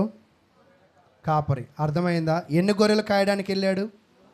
100 గొర్రెలు, అంతేనా? అక్కడ 3 కనపడుతున్నాయని అడగద్దు నన్ను. ఓకే, తర్వాత ఇప్పుడు అతను టెన్షన్ పడుతున్నాడు. దేనికి? 1, 99 తప్పే, 1 తప్పేయిందా? ఒకటికి అంత టెన్షన్ పడాలా? ఒక్కోసారి 32 పళ్ళల్లో ఒక పన్ను ఊడిద్ది, టెన్షన్ పడతామా మనం? సరే, ఇన్ని జుట్లో ఒక ఎంట్రుకు ఊడిద్ది, టెన్షన్ పడతామా? మరి ఆయన ఎందుకు టెన్షన్ పడ్డాడు? అయితే నీ పన్ను ఊడినా నువ్వు టెన్షన్ పడవేమో, నీ ఎంట్రుకు ఊడినా నువ్వు టెన్షన్ పడవేమో, కానీ గొర్రెల కాపరి ఒక్క గొర్రె తప్పినా కూడా ఏమవుతాడంట? టెన్షన్ పడుతూ ఉంటాడు. టెన్షన్ పడిన తర్వాత వెతకడానికి ప్రయాస పడుతున్నాడు. వెతకడానికి ప్రయాసలో ఆయన కొండలు ఎక్కాలి, బండలు ఎక్కాలి, పులి ఉన్న స్థలాలకి వెళ్ళాలి. ఏ స్థలంలో ఇటు వెళ్ళిందని చెప్పడానికి మార్గమేమీ లేదు. ఎటైనా వెళ్ళి వెతకడానికి చాలా ప్రయాసపడాలి. ఇదిగోండి, ప్రయాణం ప్రారంభించాడు. అక్కడ మీకు అర్థమవుతుంది. ఏం చూస్తున్నాడు? పొదల్లో చూస్తూ ఉన్నాడు. అయితే పొదల్లో చూసిన తర్వాత వెంటనే ఏమైందంట? దొరికింది. అయితే ఇప్పుడు మళ్ళా కథలోకి వెళ్దాం. ఏంటి ఆ చరిత్ర అంటే 5వ వచనం, 6వ వచనం. మీరు నాతో కూడా సంతోషించుడి, తప్పిపోయిన నా గొర్రెను దొరికినదని వారితో చెప్పును కదా. ఇక్కడ మీరు గమనించినప్పుడు తప్పిపోయిన దానిని వెతికినప్పుడే కాదు, దానిని మందలించలా ఆయన. దానిని కొట్టాడా? దానిని కొట్టకుండా దానిని ఏం చేశాడంట? భుజాల మీద ఎక్కించుకున్నాడు. అదేంటి? వాస్తవానికి మనం ఏం చేయాలి? ఒక్కోసారి కోళ్ళు పెంచేవాడు, ఇది పద్దాక వాళ్ళింటికి వీళ్ళింటికి పోతుంది, ఎవడో ఒకడు కోసుకొని తింటాడని మనం కోసుకొని తింటాం. కోళ్ళు పెంచేవాళ్ళకి తెలుసు అది. అలాగే ఈ గొర్రె నా మాట వినట్లేదు, దీన్ని ఎవరికొకరికి అమ్మేద్దాము, లేదా దీన్ని ఆ రోజు ఏదైనా వేటకి వేసేద్దాము అని అనుకోవాలి. కానీ ఇతను ఏం చేశాడంటే, మార్గము తప్పిన ఆ గొర్రెను తీసుకుని దానిని ఎత్తుకొని సరైన మార్గంలోకి తీసుకొచ్చాడు. ఇక్కడ మనం బాగా అండర్లైన్ చేయాల్సిన పాయింట్ ఏమిటి అంటే, నిజంగా ఎంత మూర్ఖులు తప్పిపోయినా, ఎంత అజ్ఞానులు తప్పిపోయినా, ఎంత జ్ఞానవంతులు తప్పిపోయినా వాళ్ళని తిరిగి తీసుకురావాల్సిన అవసరం ఎవరి మీద ఉందంటే ఎక్కువగా కాపరి మీద ఉంది. ఆ కాపరి అది తీసుకువచ్చేటప్పుడు ఆ తప్పిపోయిన వాడిని ఎక్కడ వేసుకున్నాడంట? భుజాల మీద వేసుకుని. ఈరోజు నిజంగా పిల్లల్ని భుజాల మీద వేసుకుని తిప్పేవాళ్ళు కూడా కొంతమంది బాగా ఉంటూ ఉంటారు. అయితే భుజాల మీద వేసుకున్నాడు అంటే దాని అర్థం ఏమిటి అంటే, తన యొక్క సంతోషమును బాగా ఆయన వ్యక్తపరుస్తున్నట్లుగా మనకు కనపడుతూ ఉంది. అలాగే ఈ యొక్క ఉపమానము నుంచి ఆ పరిసయ్యులకి శాస్త్రులకి ఏం చెప్పాలనుకుంటున్నాడు అంటే, మంచిగా బ్రతుకుతున్నామన్న పరిసయ్యులు శాస్త్రుల కన్నా దారి తప్పిపోయిన సుంకరులు పాపులు వాక్యము విని మారితే అదే నాకు సంతోషం. వాళ్ళు మారాలి అంటే వాళ్ళని నేనేం చేయాలి? వెదకాలి. వాళ్ళు మారాలి అంటే వాళ్ళకి వాక్యమును నేనేం చేయాలి? ప్రకటించాలి. వాళ్ళు మారాలి అంటే వాళ్ళతో నేను భోజనము చేయాలి. వాళ్ళు మారాలి అంటే వాళ్ళతో సహవాసము చేయాలి. అలాగా చేసి సత్యమును వాళ్ళకి ప్రకటించి వాళ్ళ మార్గము సరైనది కాదు అని నేను వివరించి సరైన మార్గంలోకి వారిని నేనేం చేయాలంట? తీసుకురావాలి అని తెలియజేస్తున్నాడు. తెలియజేసిన తర్వాత 7వ వచనం, అటువలే మారు మనసు అక్కరలేని 99 మంది నీతిమంతుల విషయమే కలుగు సంతోషం కంటే, నాకు మారు మనసు వద్దు, నాకు దేవుడు వద్దు, నాకు వాక్యం వద్దు, నాకు బోధ వద్దు, నాకు ఏది వద్దు, నాకు ఏది ఉంటే చాలు, అల్లర్లు ఉంటే చాలు, వ్యర్థమైన ఆలోచనలు ఉంటే చాలు అని అనుకునే వాళ్ళ 100 మంది కంటే దేవుడు ఎవరి కోసం ఆనందపడతాడంట? మారు మనసు పొందిన ఒక్క వ్యక్తి వాళ్ళు. అంటే ఈరోజు దేవుడు నీ కుటుంబాన్ని బట్టి ఆనందపడాలి అంటే నీ కుటుంబంలో ఒక్కడైనా మారు మనసు పొందిన వ్యక్తి ఉండాలి. ఒక్కడైనా మారు మనసు పొందిన ఆ వ్యక్తిని బట్టి, ఆ కుటుంబాన్ని బట్టి దేవుడు ఏమవుతాడంట? ఆనందపడతాడు. అయితే ఇక్కడితో నీ పని అయిపోలా. ఈ మారు మనసు పొందిన వ్యక్తి ఆ తప్పిపోయిన గొర్రె కోసం ఎలాగ వెతికాడో అలాగే నీ కుటుంబాన్ని కూడా నువ్వేం చేయాలంట? వెతకాలి. దేనిలో తప్పిపోయాడు, దేనిలో మునిగిపోయాడు, ఎలాగ తావాలి అనే ప్రయత్నాలు ఎవరు చేయాలి? ఇప్పుడు నీ ఇంటికి కాపరి ఎవరు? నీవే. భౌతికమైన నీ ఇంటికి కాపరి ఎవరంటే నీవే. కాబట్టి దేవుడు నిన్ను కాపాడాడు. దేవుడు నిన్ను కాపాడినట్లు నీ కుటుంబాన్ని నువ్వు కాపాడాలి అనుకుంటే, నీ యొక్క విశ్వాసాన్ని నువ్వు కాపాడుకోవాలి. 99 గొర్రెల్ని ఎలా కాపాడుకుంటున్నాడో అలా నీ విశ్వాసాన్ని నువ్వు కాపాడుకుంటూ, తర్వాత నీ కుటుంబంలో వాక్యానికి విరుద్ధంగా ప్రవర్తించే వాళ్ళు, అల్లరి చిల్లరగా తిరిగేవాళ్ళు, వాక్యానికి లోబడిన వాళ్ళు, మారు మనసు పొందని వాళ్ళు ఎవరైతే ఉన్నారో వాళ్ళు మారు మనసు పొందే విధంగా నువ్వు వెతకాలి. ఎక్కడ ఎతుకుతాం? ఈ అరణ్యంలో మనకే సీరియస్ అని అనుకున్నాడా కాపరి? ఖచ్చితంగా దొరికేదాకా వెతికాడు. ఈరోజు నిజంగా చాలామంది అన్న బ్రదర్ చాలా చెప్తున్నా బ్రదర్ వినడు బ్రదర్, చాలా చెప్తున్నా బ్రదర్ వినదు బ్రదర్ అని చెప్తుంటారు భార్యాభర్తలు. కానీ కాపరి సాకులకి తావు ఇవ్వలేదు. ఎతికాడు, ఎంతలాగా ఎతికాడు? దొరికేదాకా ఎతికాడు. దొరికిన తర్వాత హత్తుకుని దానిని తీసుకొచ్చి ఎక్కడ చేర్చాడంట? అలాగే నీ కుటుంబంలో కొన్న నీ బిడ్డలు అవ్వచ్చు, నీ భర్త అవ్వచ్చు, నీ భార్య అవ్వచ్చు, ఈరోజు లోకంలో పడిపోయి అల్లరికి లేదా చిల్లరికి లేదా వ్యవహారాలకు వ్యర్థమైన ఆలోచనలకి దారి తప్పి వెళ్ళిపోయి వాళ్ళు ఏమంటారంటే ప్రార్థనకి వెళ్ళడం కరెక్ట్ కాదు, డబ్బులు ఎందుకు వేస్ట్ చేసుకుంటున్నావు, అది ఇది అని ఆయన జ్ఞానవంతుడిగా మనకు చెప్తూ ఉంటారు. అంతేనా? 99 గొర్రెలను చూసి ఒక గొర్రె ఏమంది? జ్ఞానం లేని గొర్రెలు దారి తప్పాను. ఇప్పుడు ఈ 99 గొర్రెలు ఏమంటున్నాయి? దానికి బుర్ర లేక దారి తప్పిందా. కాబట్టి ఆ బుర్ర లేని ఆ గొర్రెకి వెళ్ళి ఆ కాపరి బోధించి ఆ బుర్ర లేని గొర్రెని బుర్రన్న గొర్రెలతో ఏం చేయాలంట? చేర్చాలి. అంటే దీనిని బట్టి మీకు అర్థం చేసుకోవాల్సింది ఏంటంటే, మారు మనసు లేని వారిని మారు మనసు ఉన్న ఈ సంఘములో జత చేయవలసిన అవసరము ఎంత మాత్రమేనా ఉన్నది. అంటే నశించే దానిని రక్షించడం కొరకు దేవుడు ఎంతగానో ప్రయాసపడతాడు. ఆ ప్రయాసలు అక్కడ చెప్తున్నాడు చూడండి. మారు మనసు పొందు ఒక పాపి విషయమై పరలోకమందు ఎక్కువ సంతోషం కలుగును. అక్కడ మీరు చూడండి, ఈ అధ్యాయం దేంతో ప్రారంభమైంది అంటే చాలా సనిగారు అన్న దగ్గర ప్రారంభమై ఎక్కువ సంతోషం దగ్గర ఎండ్ అయింది. ఈరోజు నిజంగా నీ భర్తని నువ్వు మార్చాలనుకుంటో, నీ భార్యను నువ్వు మార్చాలనుకుంటో వాళ్ళు చాలా సనుగుతారు, ఒక్కోసారి కొడతారు, ఒక్కోసారి ద్వేషిస్తారు. అయినప్పటికీ అది భారం అవ్వచ్చు, అది నష్టం అవ్వచ్చు, అది కష్టం అవ్వచ్చు, కానీ వారిని మార్చేదాకా నువ్వేం చేయాలంట? వెతకాలి. నీ ముందున్న పరుగు బంధం ఏంటంటే, నీ ముందున్న ఒక పెద్ద పని ఏమిటి అంటే నీ కుటుంబాన్ని కాపాడుకోవడమే నీ పని. దానిని మనం విడిచిపెట్టి అల్లర్లకు త్రావు ఇవ్వకూడదు అని దేవుని వాక్యం చేత అయితే మనకి ఇక్కడ తెలియజేస్తూ ఉన్నాడు. అయితే ఇక్కడ మీరు గమనించినట్లయితే దీనిలో దేవుని ప్రేమ ఏమిటి అంటే, దేవుడు కూడా ఒక మంచి కాపరిని మనకు నియమిస్తాడు. ఎలా మంచి కాపరిని నియమించాడు అంటే, ఆయనే ఎవరు అంటే యేసుక్రీస్తు ప్రభువారు. చూడండి, నశించిన వారి పట్ల ఆయన ఏం చేశాడు అంటే, తప్పిపోయిన జనులను, వాక్యానికి విరుద్ధంగా ఉన్న వారిని, ఆయన బోధకు లోబడని వారి కొరకు ఆయన ఎవరిని పంపించాడంటే, యోహాను సువార్త 3వ అధ్యాయము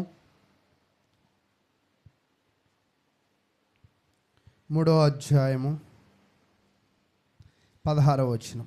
యోహాను సువార్త 3వ అధ్యాయము 16. దేవుడు లోకమును ఎంతో ప్రేమించను. ప్రేమ అంటే ఎవడికి కావాలి? ఏమిస్తాడు అని అడుగుతారు కదా జనాలు. అయితే దేవుడు కూడా లోకాన్ని ప్రేమించాడు. ఏమిచ్చాడు ప్రేమ ఉంటే అంటే అక్కడ చెప్తూ ఉంటాడు అనమాట. కాగా ఆయన తన అద్వితీయ కుమారునిగా పుట్టిన వాని యందు విశ్వాసం ఉంచి ప్రతివాడు నశింపక నిత్య జీవము పొందినట్లు ఆయనను అనుగ్రహించను. అంటే దేవుడు ప్రేమించాడు అని చెప్తే ఏమిచ్చాడని ప్రేమించాడంటే తన కుమారుణ్ణి ఇచ్చాడు. తన కుమారుని ఇచ్చాడు. ఆ కుమారుడు ఎలాంటి వాడంటే ఒక కాపరి. ఈ కాపరి ఏం చేస్తాడంటే దేవునికి దూరమైన వారిని, పాపములో ఉన్న వారిని, నశించిపోయిన వారిని, పాపపు ఊబిలో ఇరుక్కున్న వారిని ఆయన ఏం చేస్తాడంటే వెతికి వెతికి వెతికి తీసుకువచ్చి ఎవరి దగ్గర పెడతాడంట? దేవుని కుమారునిగా చేస్తాడు. దేవునికి విరోధిగా ఉన్న వ్యక్తిని దేవుని కుమారునిగా చేయడానికి ఎవరు ప్రయాసపడతారంట? కాపరికి ప్రయాసపడతాడు. అయితే ప్రియులారా, దీనిని బట్టి మనం ఏం చెప్పగలమంటే దేవుని ప్రేమ చాలా గొప్పది, కాపరి పని కూడా చాలా గొప్పది అని మనమైతే నిర్ణయించుకోవాలి. అలాగే కాపరికి కూడా మన మీద ప్రేమ ఉంది కాబట్టి ఎన్నో ప్రమాదాలు అవకతవకలు ఉన్నా ఎన్నో వాటిని సహించుకున్నాడు అని మనమైతే ఈరోజు నేర్చుకునే వారిగా ఉన్నాం.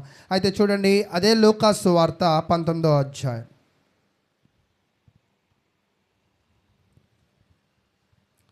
లూకాసు సువార్త 19వ అధ్యాయము 10వ వచనాన్ని నేను తెలియజేస్తున్నాను. నశించిన దానిని, ఇంతక ఒక కాపరి వచ్చాడు, ఆయనను పట్టుకుంటే నిత్య జీవం వచ్చింది అన్నాడు. ఒకవేళ పట్టుకోపోతే ఏమైపోతామంటే ఇక్కడ నెగిటివ్ పదం, నశించిన దానిని వెదకి రక్షించుటకు. అంటే క్రీస్తు ఎందుకు వచ్చాడంట? నశించిపోయే నిన్ను, పాపములో ఉన్న నిన్ను, దారి తప్పిన నిన్ను, జ్ఞానవంతుడు అని అనుకునే నిన్ను, నశించిన దానిని వెదకి రక్షించుటకు మనిషి కుమారుడు వచ్చినని. ఆయన రాకకి గల కారణం ఏమిటి అంటే నశించిన దానిని. అంటే ఈరోజు నిజంగా ఆయన బోధ మనం ఎందుకు వినాలి, ఆయన బోధను ఎందుకు గ్రహించాలి, ఆయన బోధను ఎందుకు అనుసరించాలి అంటే నీవు నశించకూడదంటే అనుసరించాలి. అయితే కాబట్టి అలా జీవించే ప్రయత్నం నువ్వు ఖచ్చితంగా చేయాలని దేవుని వాక్యం అయితే తెలియజేస్తుంది. అయితే ఈ కాపరి ఎవరిని చూస్తూ ఉన్నాడు? ఈ కాపరి ఎవరిని చూస్తూ ఉన్నాడంటే లూకా సువార్త అదే 15వ అధ్యాయంలో ఈ కాపరి ఏం చేస్తున్నాడు అంటే ఈ అధ్యాయంలో ఆయన ఆనందిస్తున్నాడు. దేనికి ఆనందిస్తున్నాడు? తప్పిపోయింది దొరికింది. అలాగే మారు మనసు, 7వ వచనం, అటువలే మారు మనసు అక్కరలేని 99 మంది నీతిమంతుల విషయమై కలుగు సంతోషం కంటే. ఇక్కడ 99 మంది ఎలాంటి వాళ్ళు ఉన్నారంట? పాపులు కాదు, సుంకర్లు కాదు, చెడ్డవాళ్ళు కాదు, ఉన్నది ఎవరంట? నీతిమంతులే. కానీ వాళ్ళు ఏం వద్దనుకుంటున్నారంట? మారు మనసు వద్దనుకుంటున్నారు. మారు మనసు వద్దంటున్నారంటే ఎవరిని వద్దన్నట్టే? యేసుక్రీస్తుని వద్దన్నట్టే. అంటే బాప్తీసం ఎందుకు అవసరం అంటే నీవు నీతిమంతుడు అయినా కూడా బాప్తీసం ఖచ్చితంగా అవసరం, మారు మనసు ఖచ్చితంగా అవసరం. కానీ ఆయన ఎవరిలో సంతోషపడతాడు అంటే అక్కడ చెప్తున్నాడు, మారు మనసు పొందు ఒక పాపి విషయమే పరలోకమందు ఎక్కువ సంతోషము కలుగును. ఆయన నీతిమంతుల విషయమే సంతోషపడట్లేదు, ఒక పాపి పశ్చాత్తాపడుతున్నాడు. ఏమని?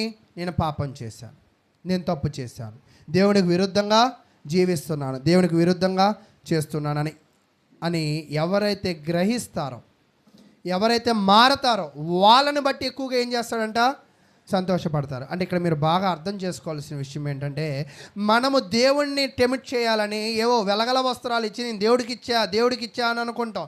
గొప్ప గొప్ప కార్యక్రమాలు పెట్టి నేను దేవుడికి ఇచ్చా అనుకుంటాం. కానీ దేవుడు ఎక్కువగా కోరుకునేది ఏంటంటే మన మనసు మార్పుని. అలా మారిన వారి పట్ల ఆయన ఎక్కువ ఆనందమును కలిగి ఉంటాడు. కాబట్టి దేవుని యొక్క వైఖరి ఏమిటి అంటే పాపలను రక్షించడానికి, నశించిన దానిని రక్షించడానికి, జనులను మార్చడానికి ఆయన అటువంటి పనిని మనం చూస్తున్నట్లుగా మనం చూస్తూ ఉన్నాం. అయితే ప్రియులారా, ఈరోజు మనము పాపములో పడకూడదు అంటే, లేదా నీతిమంతులుగా ఇంకా మనం జీవించాలి అంటే మనం ఏమి చేయాలో కూడా ఒక విషయాన్ని నేను తెలియజేసి కొంచెం ముందుకు వెళ్తాను. 2 కొరింథీయులు రాసిన పత్రిక 6వ అధ్యాయం 14 నుంచి 18 దాకా మనం చదువుకుందాం. 2 కొరింథీయులు రాసిన పత్రిక 6వ అధ్యాయము 14 నుంచి 18 దాకా. మీరు అవిశ్వాసులతో జోడుగా ఉండకుడి, నీతికి దుర్నీతితో ఏమి సాంగత్యము, వెలుగునకు చీకటితో ఏమి పొత్తు, క్రీస్తునకు బెలియాలుతో ఏమి సంబంధము, అవిశ్వాసితో విశ్వాసికి పాలెక్కడిది, దేవుని ఆలయమునకు విగ్రహములతో ఏమి పొందిక అనగా మనము జీవము గల దేవునికి ఆలయమై ఉన్నాం. అందుకు దేవుడు ఇలాగూ సెలవిచ్చుచున్నాడు, నేను వారిలో నివసించి సంచరింతును, నేను వారి దేవుడై ఉందును, వారు నా ప్రజలై ఉందరు. ఆ గొర్రెల కాపరి ఆ తప్పిపోయిన గొర్రెని వేసుకుని ఆనందంగా వచ్చినట్లు దేవుడు కూడా నువ్వు బాప్తిసము పొందినప్పుడు ఆయన నిన్ను హక్కున చేర్చుకుని ఆయన ఆనందంగా నీలో ఏమవుతాడంట? కొలువు చేసుకునేవాడుగా ఉంటాడు. కాబట్టి ప్రియులారా, ఈ భూమి మీద మనము పశ్చాత్తాపడాలి అంటే, మనం మారు మనసు పొందాలంటే వాక్యాన్ని వినాలి. దానిని కొనసాగించాలి అంటే మనం ఎవరితో ఎక్కువ సంబంధాన్ని కలిగి ఉండాలంట? క్రీస్తుతో సంబంధాన్ని మనము కలిగి ఉండాలని దేవుని వాక్యం అయితే తెలియజేస్తుంది. కాబట్టి ప్రియులారా, ఈరోజు మనం నేర్చుకోవాల్సిన విషయం ఏమిటి అంటే, ఈరోజు నువ్వు దేని విషయంలో తప్పిపోతున్నావో గ్రహించుకో, దేని విషయంలో పాపంలోకి వెళ్ళిపోతున్నావో తెలుసుకో, దేని విషయంలో అన్యాయస్తుడిగా ఉన్నావో తెలుసుకో. అయితే ఇక్కడ ఈ ఉపమానం ఎందుకు చెప్పాడంటే పరిసయ్యులు శాస్త్రంలో చేస్తున్న దానిని బట్టి చెప్పారు. అయితే సువార్తను ప్రకటించవలసిన పని ఎవరిది? అసలు పరిశీలిది శాస్త్రిది, కానీ వాళ్ళు ప్రకటించడం లేదు. అయితే సువార్త ప్రకటన చేయడం లేదు, ప్రకటించడము లేదు. ఆనందించవలసిన పనికి ఏమిస్తున్నారంట? విమర్శ చేస్తున్నారు. రక్షింపబడే వారిగా ఉన్న వారిని శిక్షింపబడే వారిగా వాళ్ళు చేస్తూ ఉన్నారు. అయితే ప్రియులారా, యేసు వచ్చింది ఎందుకంటే సువార్త ప్రకటించడానికి, మిమ్మల్ని సువార్త ప్రకటించమనడానికి, మిమ్మల్ని బట్టి ఆనందించడానికి, మిమ్మల్ని రక్షింపబడే విధముగా చేయడానికి. కాబట్టి మీరు ఆయనతో జీవించేవారుగా ఉండాలి.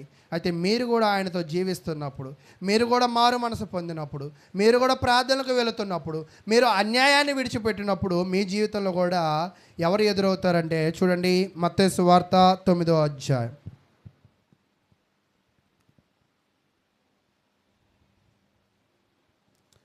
మత్తయి సువార్త 9వ అధ్యాయము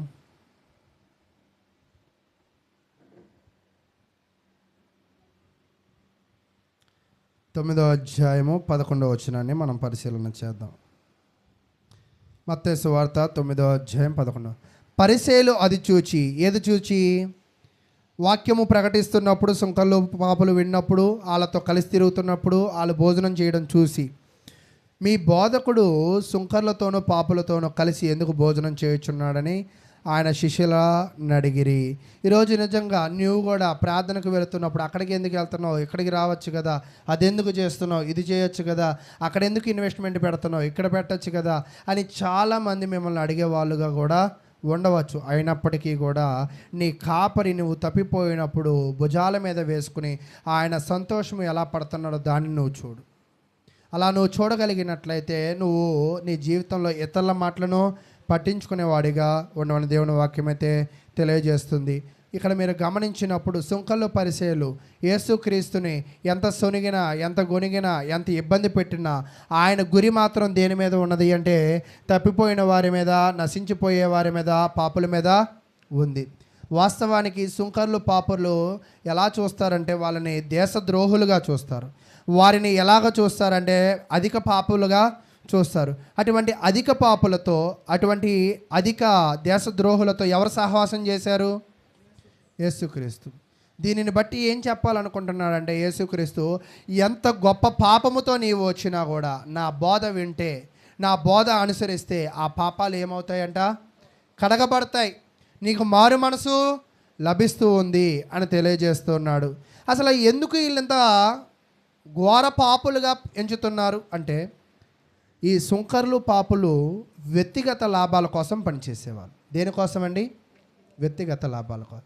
ఈరోజు నిజంగా సుంకర్లు పాపులే కాదు, మనం కూడా సుంకర్లు పాపుల్లాగానే ఉంటాం. ఏ విషయంలో? ప్రార్థనలు విడిచిపెట్టి వ్యక్తిగత లాభాల కోసం, ప్రార్థనలు విడిచిపెట్టి వ్యక్తిగత పనుల కోసం, ప్రార్థనలు విడిచిపెట్టి వ్యక్తిగతమైన వాటి కోసం మనం ఎవరిని విడిచిపెడుతున్నాం? కానీ ఈ సుంకర్లు పాపులు వ్యక్తిగత లాభాల కోసం గతంలో జీవించారు, కానీ వాక్యం విన్న తర్వాత వ్యక్తిగతమైన లాభాలను వాళ్ళు ఏం చేశారంట? విడిచిపెట్టారు. ఇప్పుడు ఎవరి కోసం బ్రతకాలనుకుంటున్నారంటే దేవుని కోసము బ్రతకాలనుకుంటున్నారు.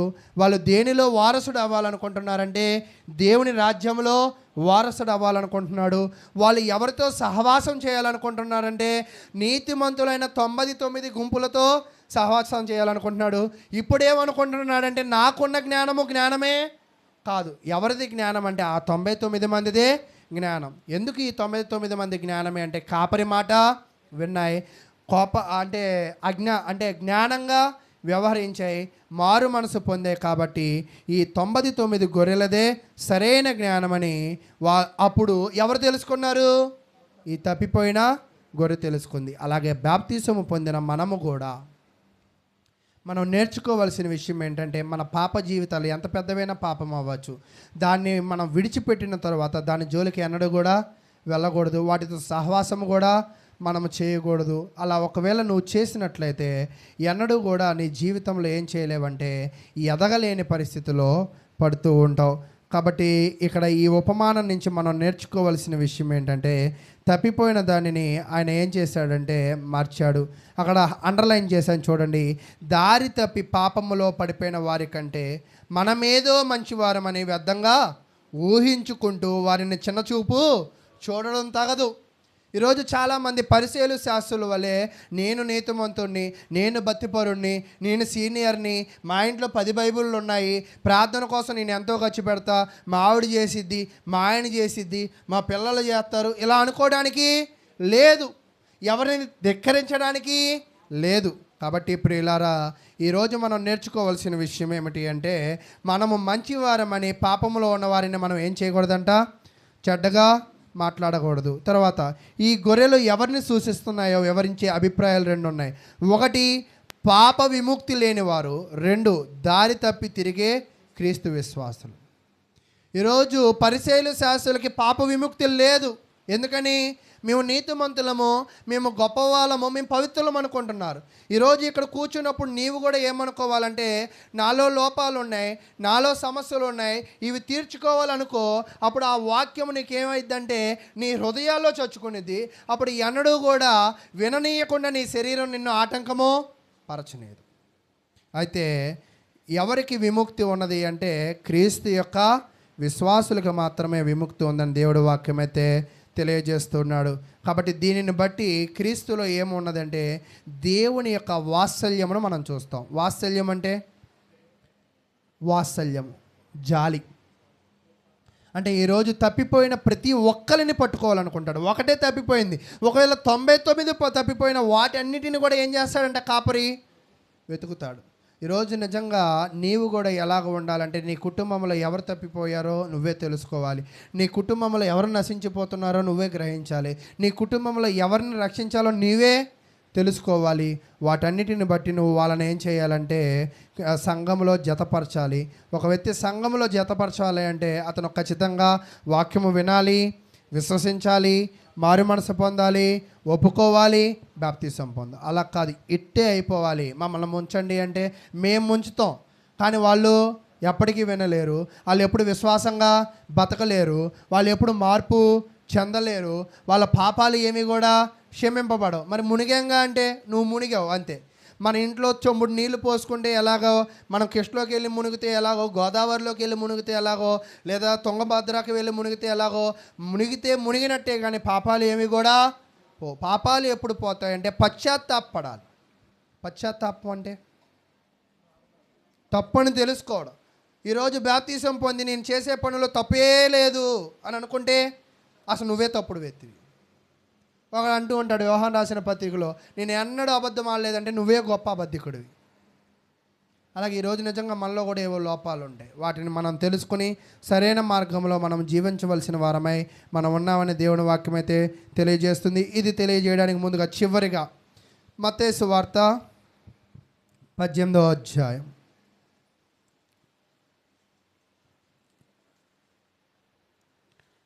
మత్తయి సువార్త 18వ అధ్యాయము 11వ వచనాన్ని మనము పరిశీలన చేద్దాం. మత్తయి సువార్త 18వ అధ్యాయం 11. మీకేమి తోచును? ఒక మనుషునికి 100 గొర్రెలు ఉండగా వాటిలో ఒకటి తప్పిపోయిన ఎడల. ఇక్కడ కూడా ఎన్ని తప్పిపోయాయి? ఎప్పుడు ఒకటే తప్పుతుంది ఏంటి? ఎప్పుడైనా గ్రహించారా? ఎప్పుడు ఒకటేనా? ఓ 2 తప్పకూడదా? తర్వాత చదువుదాం. వాటిలో ఒకటి తప్పిపోయిన ఎడల 99టిని కొండల మీద విడిచి వెళ్ళి తప్పిపోయిన దానిని వెదకడా. ఈరోజు నిజంగా నీలో కూడా ఇక్కడ నువ్వు గ్రహించవలసిన విషయం ఏంటంటే, దేవునికి అనుకూలమైన 99 పాయింట్లు నీలో ఉండొచ్చు, 99 లక్షణాలు నీలో ఉండవచ్చు. కానీ ఏదైతే ఏ విషయంలో నీవు తప్పిపోతున్నావో ఆ ఒక్కటి కూడా ఏమవ్వకూడదంట, తప్పకుండా ప్రయత్నం చేయాలి. అప్పుడు ఏదైతే తప్పిపోతున్నావో దానిని సరిచేసుకునే ఒక సాధన చేయాలి. సాధన చేసిన తర్వాత వాడు దాన్ని కనుగొని ఎడల 99 గొర్రెలను గూర్చి సంతోషించినంత కంటే దాని గురించి ఎక్కువ సంతోషించిన మీతో నిశ్చయముగా చెప్పుచున్నాను. అలాగుననే ఈ చిన్నవారిలో ఒక్కడైనను నశించుట పరలోకమందున్న మీ తండ్రి చిత్తము. అంటే దేవుని చిత్తము ఏది కాదు, నశించిపోవడం. ఎంతమంది కూడా? ఒక్కరు కూడా. దేవుని చిత్తము నెరవేర్చాలి అనుకుంటే నీ కుటుంబంలో ఉన్న వారిని ఎక్కడికి తీసుకొస్తావు? నీ కుటుంబంలో ఉన్న వారికి ఏం బోధిస్తావు? నీ కుటుంబంలో ఉన్న వాళ్ళని మార్చడానికి ఏం చేస్తావు? ప్రయత్నాలు. అంతేనా? అయితే ఒకవేళ దేవుని చిత్తం నీలో లేకపోతే నువ్వేం చేస్తావంటే నీ పని నువ్వు చేసుకుంటూ పోతూ ఉంటావు. అంతేనా? కాబట్టి ప్రియులారా, నేనేం చెప్పాలని ప్రయత్నం చేస్తున్నానంటే, మీ జీవితంలో మీరు దేవుని చిత్తమును నెరవేర్చే బిడ్డలుగా ఉండాలి. దేవుని చిత్తం ఏమిటంటే మళ్ళీ ఒకసారి చదువుదాం 14వ వచనం. అలాగుననే ఈ చిన్నవారిలో ఒక్కడైనను నశించుట పరలోకమందున్న మీ తండ్రి చిత్తము. అంటే దేవుని చిత్తం ఏమిటి అసలు? పరలోకమందున్న దేవుడు మిమ్మల్ని బట్టి మీరు కాపాడబడాలని, మీరు రక్షింపబడటమే ఆయన చిత్తం. చిత్తం చిత్తం చిత్తం అంటే చిత్తం, ఇష్టం. ఇంకా చిత్తం అంటే ఇంకా ఇలా జరగాల్సిందే. రాజుగారు చిత్తగిస్తున్నారు అంటారు, ఇలా జరగాల్సిందే. అలాగే చాలా పదాలు కొన్ని వాడబడుతూ ఉంటాయి. వాడబడుతున్నప్పుడు మీరు గమనించినట్లయితే ఇలాగ మనుషులు నశించకుండా కాపాడబడము, రక్షింపబడము, పాపులు వారి మార్గాలు మార్చుకోవడం దేవుని యొక్క చిత్తం. అంటే ఈరోజు సంఘములో ఉండడం దేవుని చిత్తం, బోధ వినడము దేవుని చిత్తం. నువ్వు బోధ వింటున్నావా, దేవుని చిత్తానికి లోబడుతున్నట్టు. నీలో ఉన్న లోపాలు సరి చేసుకుంటున్నావా, దేవుని చిత్తంలో ఉన్నట్టు. ఒకవేళ నువ్వు లోకంలో ఉన్నావా, నువ్వు దేవుని చిత్తానికి వ్యతిరేకంగా నిలవబడినట్టు. అందుకే అన్యులు ఎలా అల్లరి రేపుచున్నారు, వారు ఎలా వ్యర్థమైన వాటిని తలంచుచున్నారు. నువ్వు అన్యుడు అయితే దేవుని చిత్తానికి వ్యర్థంగా బ్రతుకుతావు. నువ్వు దేవునికి ఇష్టడు అయితే నువ్వు దేవుని చిత్తాన్ని నెరవేర్చడానికి నువ్వైతే ప్రయాసపడతావని తెలియజేస్తూ, నాకున్న దేవుడిచ్చిన కొద్దిపాటి విషయాలతో ఈ యొక్క వాక్యాన్ని నేనైతే ముగిస్తున్నాను. మరలా మీరు ఇళ్ళకి వెళ్ళి ఒకవేళ చదివినట్లయితే ఖచ్చితంగా నేను చెప్పిన వాటికంటే మీకు మరి ముఖ్యమైన విలువైన విషయాలు ఖచ్చితంగా గ్రహింపు వస్తుంది. గ్రహింపు వచ్చి మీకు ఏమనిపించిందో తెలుసా?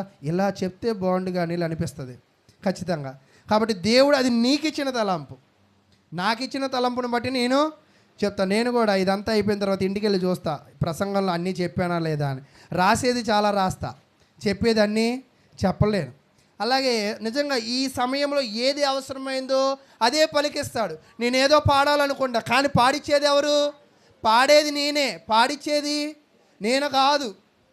మనం ఏమనుకుంటామంటే అనిల్ నా గురించే చెప్పాడు, మొన్న నన్ను చూసేయాలే, నిన్ను నేను చూసినా కూడా నేను చెప్పాలనుకున్నా నా నోరేమైద్ది ఇక్కడ మూయబడింది. కాబట్టి ప్రియులారా, దేవుని చిత్తానుసారంగా మీరు బ్రతకడానికి ప్రయత్నిస్తారని కోరుకుంటూ, దేవుడు మీ అందరినీ రక్షించాలని, ఎంత ఘోర పాపులైనా, ఎంత లోపాలు మీలో ఉన్నా, మీ జీవితాలు ఎంత తలకిందులుగా ఉన్నా మిమ్మల్ని కాపాడాలని బలమైన సంకల్పంతో ఆయన ఎవరిని పంపించాడంట? తన ప్రియ కుమారుడు, అద్వితీయ కుమారుడిని ఈ లోకంలోకి పంపించాడు. నీ కోసం వెతికే వ్యక్తి ఒక అతను ఉన్నాడు. నిజంగా నీ భర్త నిన్ను విడచవచ్చు. చాలామంది అనుకుంటా భర్త లేడు ఎలా బ్రతుకుతుంది, భార్య లేడు ఎలా బ్రతుకుతారు బిడ్డలు. నీకు ఒక కాపరు ఉన్నాడు. ఎవరు? యేసుక్రీస్తు. ఆ కాపరి నీ వెనకున్నాడు. ఆ కాపరి నీ వెనకున్నంత కాలము నువ్వు ఏ ప్రమాదంలో పడినా ఆయన నేను ఏం చేయడంట? చూస్తూ వదిలేడు. ఒక్కోసారి మొన్న కూడా ఒక భార్య అంటుంది, ఒక 2 రోజుల తర్వాత ఏంటి ఒంట్లో బాగాలేదా అంటే, అవును జ్వరం, గొప్ప భర్తవులే, 2 రోజుల తర్వాత అడిగామంటుంది. అంతేనా? అలాగే ఒక్కోసారి మనకి ఏమనిపిస్తూ ఉంటుంది అంటే, భార్యని అన్ని రకాలుగా మనం చూడలేం, కానీ అన్ని రకాలుగా చూడగలిగిన వాడు ఎవరంటే క్రీస్తు ప్రభువు. ఆయన మనకున్నాడు అన్న నమ్మకంతో మీరు బ్రతకడానికి ప్రయత్నం చేయండి. అప్పుడు దేవుడు మిమ్మల్ని, మీ కుటుంబాలను ఖచ్చితంగా దీవిస్తాడు. ఎవరు ఉన్నా లేకపోయినా మీ జీవితం కొనసాగిద్ది. దేవుడిలో మీరు అభివృద్ధి పొందుతారని తెలియజేస్తూ, ఇంతవరకు ఓపికగా ఉన్న మీ అందరికీ వందనాలు తెలియజేస్తూ, విత్తబడిన